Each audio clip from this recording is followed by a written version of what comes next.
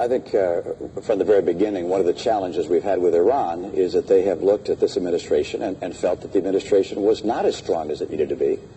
I think they saw weakness where they had expected to find American strength.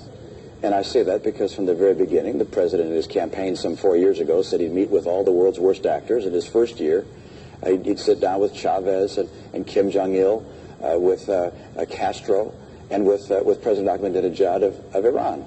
And I think they looked and thought, well, that's an unusual honor to receive from the President of the United States. And then the President began what I've called an apology tour of going to various nations in the Middle East and criticizing America. I think they looked at that and saw weakness. Nothing Governor Romney just said is true. Starting with this notion of me apologizing. This has been probably the biggest whopper that's been told during the course of this campaign. And every fact checker and every reporter who's looked at it, Governor has said this is not true. 9/11 was an enormous trauma to our country. The fear and anger that it provoked was understandable. But in some cases, it led us to act contrary to our traditions and our ideals. We are taking concrete actions to change course.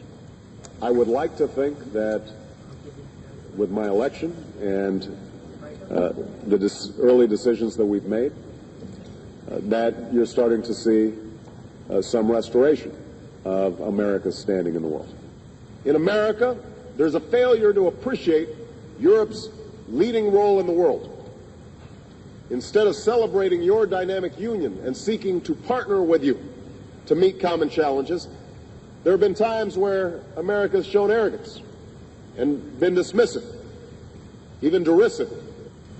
Well, you don't find the word apology in what he said, but his actions and the other rhetoric that he offered, and his demeanor was one of apology, was saying, it's not, I'm sorry for what happened.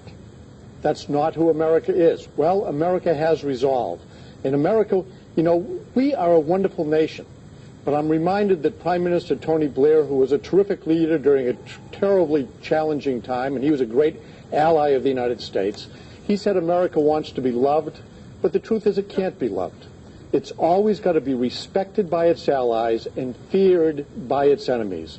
And I think President Obama has not lived up to the responsibility of being the leader of the free world, the President of the United States, commanding respect and, yes, delivering a little bit of fear if you're not willing to toe the responsible line of being an honorable part of the world community.